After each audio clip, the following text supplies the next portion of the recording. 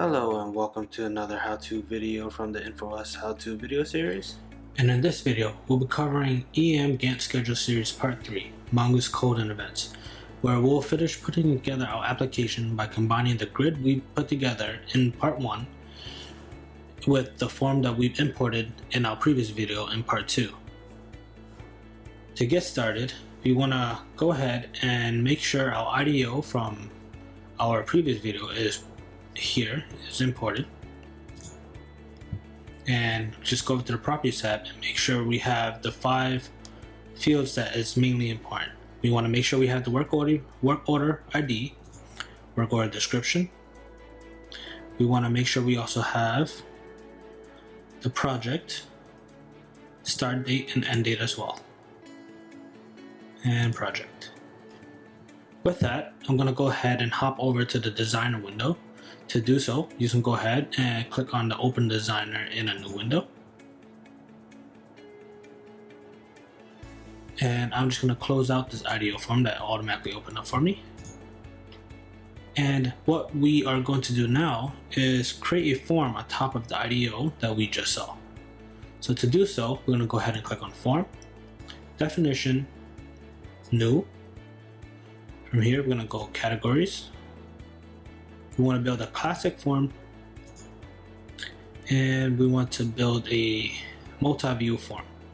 Multi-view is a form with a grid as well as edits and statics for each property.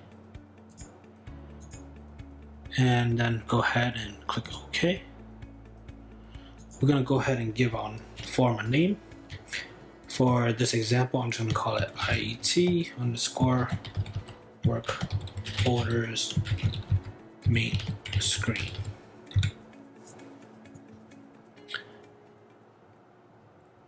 And I'm going to go ahead and click that data source we've imported in our last video, which is EAM underscore work orders. Just hit the drop down and make sure we select the proper one. And from here, I'm just go ahead and hit next. And you can leave everything as by default, or you could just remove everything and go ahead and select the 5 fields that we want. So I'm going to go ahead and do that. I'm going to add over end date, the project, start date, and work order description as well as work order ID. These are the 5 fields we created for our grid in EAM in our first video. So I'm just going to go ahead and keep to that and hit next. And make sure everything has a caption. The caption is just the label field on the form once it gets created. So I'm going to go ahead and just assign 1 to any that's missing. So I'm just going to go ahead and type in S for a string, followed by the name of the property. So this will be project. With that, everything looks great. Just go ahead and hit next and finish.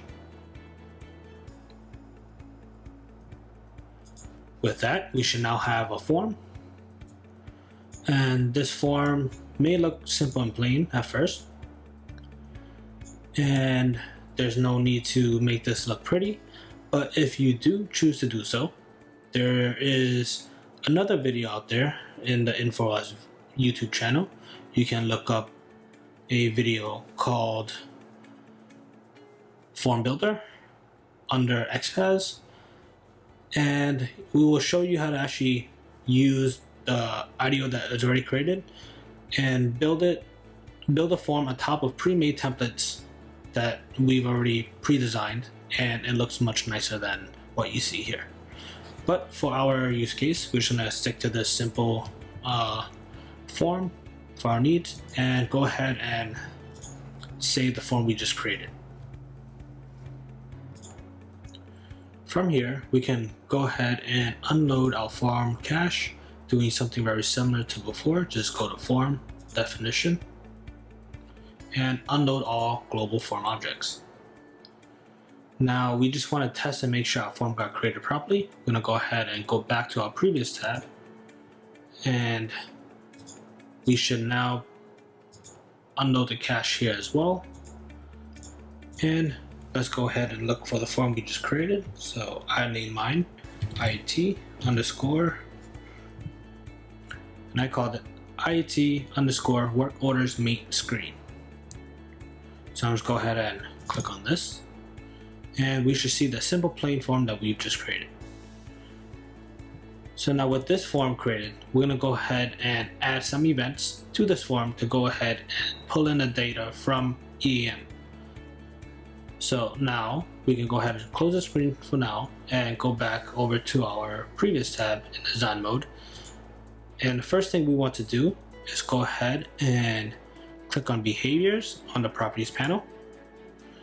And where it says script language, we want to change the script language from Visual Basic to C#. And this is for the next step. So after you change it to C#, you want to go ahead and save the form and head over to the newsletter and scroll down to EAM scheduler and find the package content URL. You just want to click on that. That should take you into the drive, and we want to go to video 3. And here you should see EAM work orders from script C#. Here you just want to double click on that, and here you can go ahead and just copy everything you see here and go ahead back over to your form. You want to hit the pencil icon to edit your form script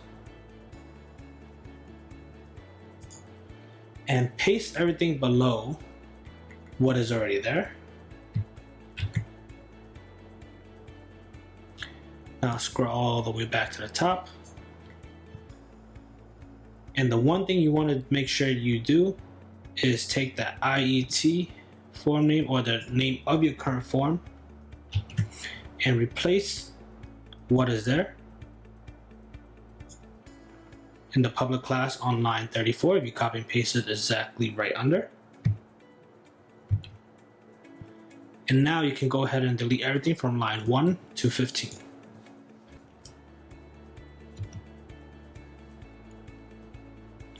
And you can now save your form.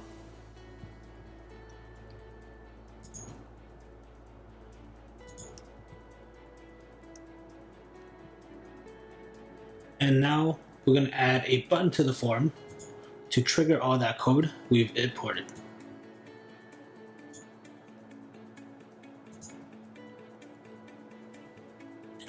I'm just going to go ahead and give the button a caption. So I'm going to call this parse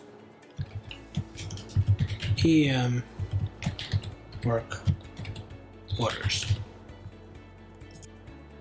Once you gave the button a caption, you can just go ahead and save the form.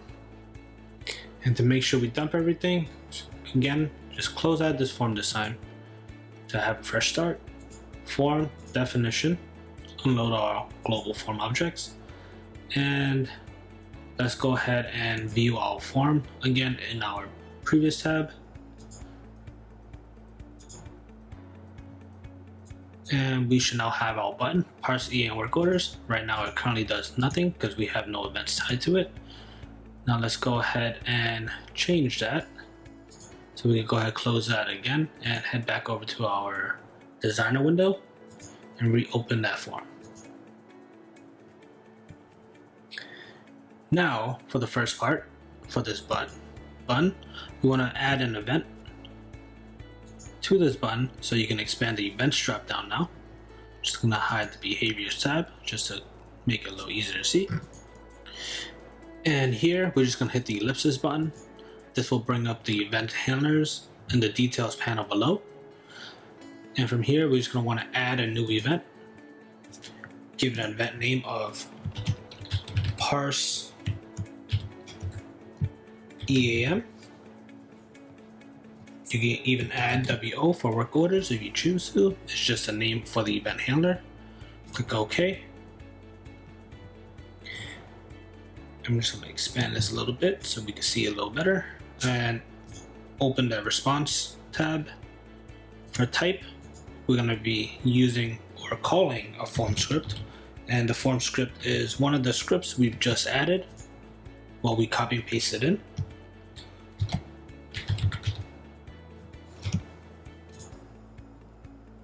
Form script method, and the parameter, you can just hit the ellipsis, and under name you can just hit the drop down, and you should see 4 different method calls that we can choose from. We are going to select the parse EAM XML to IDO, and then click OK.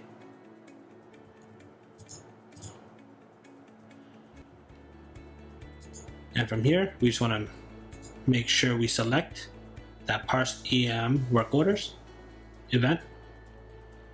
Now when we click on that button, it will fire off that one event, and that event will trigger the form script that we've just copied in. Another event that we need to create, however, is an event called standard form pre-display. It should already be in this dropdown. If you have trouble finding it, you can just do standard form pre-display. Just start typing away and it will automatically filter for it. And just click OK. Once you've added the event handler standard form pre-display, we're going to go ahead and expand that and click on the very first record. And for the very first record, we're going to do something called method call.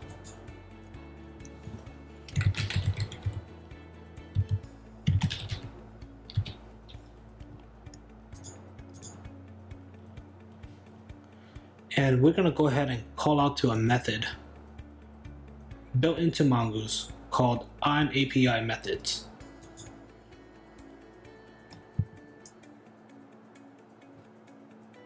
Okay, so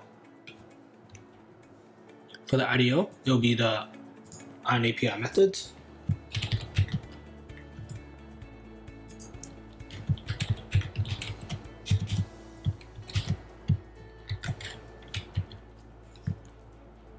And for the method, we're going to select get bearer token from on API methods, and that's automatically going to populate a few parameters for us. We're going to go ahead and expand that by clicking the ellipsis, and we're going to go ahead and edit these. For var server ID, I'm going to go ahead and edit this, and we're going to change these values to the values of your on API server credentials. So this is a prerequisite that should have been done or should have been checked for in part 2. And I'll go over it again right now, just while we have this open. So to check what the values for these should be, we're going to want to go ahead and go back to our previous tab. In runtime mode, we're going to want to go ahead and click form, open Ion API server,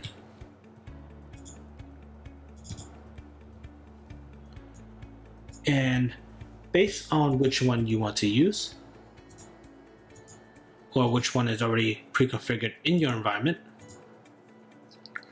you're going to want to use the server ID for the value. If you need help setting this up from scratch, please view the video notes where I left a link to a video that will show you how to set this up in the first 3 minutes. So we're going to go ahead and change this literal value to 1 for me. I'm going to be using this server ID. For everyone else, it's either 0 or 1. You just need to double check this form on your environment. And I'm going to click OK. I'm going to do the same thing with SSO. SSO, you want to make sure it's 1. This will validate against your user because EAM will need that. And for the token, I want to edit this and change it from a literal to a variable value. And then click OK. And OK again.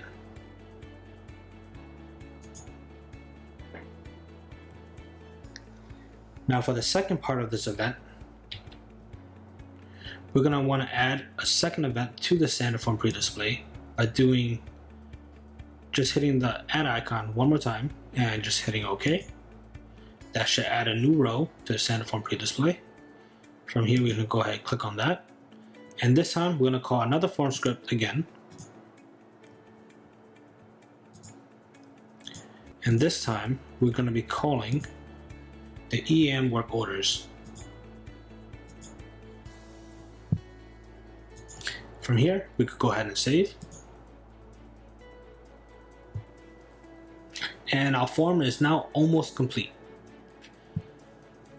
Now we're going to open up our form script one last time. And on here, we're going to just scroll down just a bit. And on line 41, where you see custom grid, and you see my value here is 101. This is the name of the grid you've created in your very first video. If you followed along, the name of the grid that I created was 105. If you have a predefined grid or if you named this something completely different, this is where you enter in the name of your grid. Once you've done so, you can then just click OK and save your form.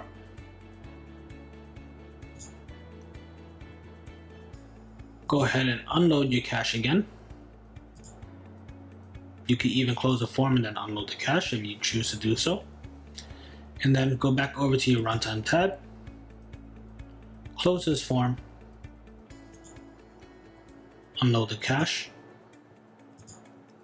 and reopen your form. You should see it here in the drop down. If not, you can just go to open again, and you can find your form by just typing in the name of your form one more time.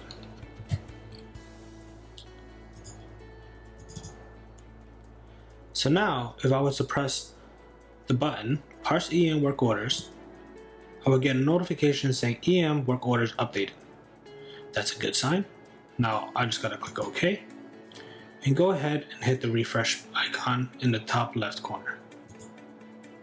And now, I should be able to see all my records come in. These are all records from EAM Work Orders. And with my table and IDO now populated, I can go ahead, click on Form,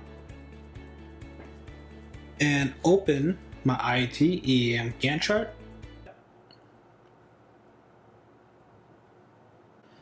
And you should see all the EAM work orders that you had in your environment now on your Gantt chart. And it's as easy as that. And that concludes our video series for EAM Gantt Scheduler.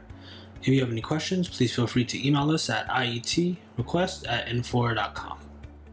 Please visit our InforOS YouTube channel for more cool tips and tricks videos and more how-to videos.